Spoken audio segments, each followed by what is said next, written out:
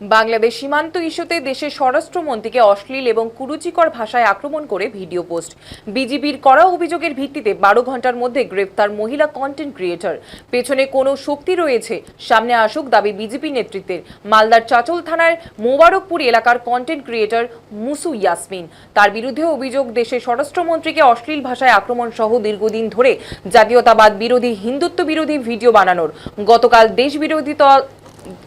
দেশ বিরোধিতার অভিযোগ তুলে চাচল থানায় অভিযোগ দায়ের করে এদিন বিজেপি, তারপরে এদিন তাকে গ্রেফতার করে চাচল থানার পুলিশ। অভিযুক্তকে আদালতে নিয়ে যাওয়ার সময় বিজেপি কর্মীরা থানায় উপস্থিত হয়ে স্লোগান দিতে থাকে তার শাস্তির দাবিতে। বিজেপির আশঙ্কা, এই ধরনের ভিডিও মেয়েটির মস্তিষ্ক প্রসূত নয়, এর পেছনে দেশবিরোধী কোনো শক্তি রয়েছে, তাই পুলিশের কাছে পূর্ণাঙ্গ তদন্তের দাবি জানিয়েছেন বিজেপি নেতৃত্ব।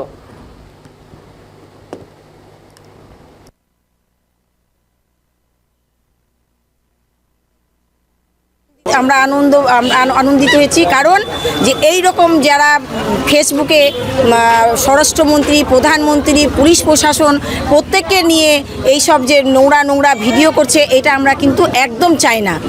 আমরা একদম চাই না। যাক, আমরা কালকে এসে থানাতে যে আমরা থানায় ওর নামে যে এফআইআর করা হয়েছে কেস, প্রশাসন আমাদের পক্ষ হয়ে খুব ভালো কাজ করেছেন, ওকে যে তুলে নিয়ে এসছেন, আমরা এতে খুব খুশি।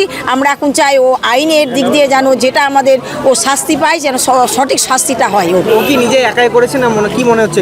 ওর না, হ্যাঁ, ওর তো পেছনে বড় হাত আছে, নাহলে একটা বাচ্চা মেয়ে এইভাবে এত বড় সাহস পায় না যে মন্ত্রীদেরকে নিয়ে এত নোংরা ভাষা বলতে পারে। আমি মেয়েটিকে দেখলাম, মেয়েটিকে দেখে সত্যি চোখে জলও আসছে যে এত ছোট মেয়ে। কিন্তু বিষয়টা হচ্ছে, আমার যতদূর মনে হচ্ছে, এই মেয়েটি তো প্রথম দিকে ভালো ভিডিও কন্টেন্ট করতো, হঠাৎ এর মাথাতে এই রকম বদবুদ্ধি চাপলো কেন? আমার তো মনে হচ্ছে এর পিছনে আরও বড় কোনো যোগসূত্র আছে, যেটা পুলিশ প্রশাসনের কাছে আমাদের অনুরোধ থাকবে যে এর সঠিক তদন্ত এবং গোড়া কোথা থেকে, সেই গোড়াটাকে বের করে আনা। কি মনে হচ্ছে কারা? এইটাতে আমার মনে হচ্ছে এটাতে কোনো বৈদেশিক শক্তিরও হাত থাকতে পারে, যেখানে ভারতকে ভাগ করা, ভারত তেরে টুকরে হোঙ্গে, এরকম বিভিন্ন রকম স্লোগান আমরা বিগত দিনে দেখেছি। হতে পারে এই সব ভিত্তি করে এই সমস্ত মানুষদেরকে, সাদাসিধা মানুষদেরকে হাতে লাগিয়ে এই রকম পশ্চিমবঙ্গ ভাঙানোর কোনো পরিকল্পনারও ছক হতে পারে। মেয়েটির নাম কি? মেয়েটির নাম আমরা যেটা দেখলাম মুসু খাতুন, ইয়াসমিন। আচ্ছা, বলছি যে কি মনে হচ্ছে, কোনো কি দেশদ্রোহীর সঙ্গে এর কোনো সম্পর্ক রয়েছে? হতে পারে, আমাদের তো পূর্ণ বিশ্বাস আছে যে আছেই, কিন্তু আমরা তবু প্রশাসনকে বলবো এর সঠিক তদন্তটা করুক। কারণ এইভাবে চলতে থাকলে আজকে প্রত্যেকটি ঘরে এইরকম, তাহলে তো আমাদের পশ্চিমবঙ্গ ভাঙতে আর দ্বিখণ্ডিত হতে টাইম লাগবে না, যেখানে আশেপাশে বাংলাদেশ ওত পেতে বসে আছে, টাকা দিচ্ছে, উপঢৌকন দিচ্ছে যেন ভারতকে ভাগ করা যায়। বাংলাদেশের সঙ্গে কোনো কানেকশন হতে পারে? বাংলাদেশ এখন পাকিস্তানের সাথে যুক্ত হয়ে গেছে, এখন বন্ধুত্বপূর্ণ সম্পর্ক হয়ে গেছে। বাংলাদেশের সাথে পাকিস্তানের যোগ, পাকিস্তানের সাথে আরও কোনো কান্ট্রির যোগ থাকতেই পারে। সীমান্ত ইস্যু নিয়ে অমিত শাহকে লক্ষ্য করে একেবারে কুরুচিকর মন্তব্য করা হয়েছে। আপনাদের অভিযোগের ভিত্তিতে সে গ্রেপ্তার হয়েছে, কি দেখছেন, কি মনে হচ্ছে?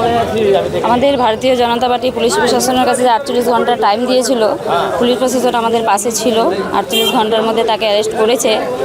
আমরা চাই ওর কঠোর শাস্তি হোক, এমন শাস্তি হোক যাতে বিগত দিনে কেউ আর এইসব কাজ করতে না পারে।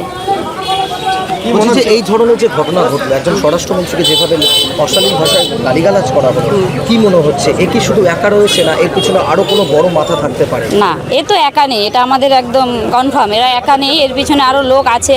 আমি প্রশাসনকে বলছি, প্রশাসন যাতে ওর পিছনে যারা আছে তাদেরও কঠোর শাস্তি হোক।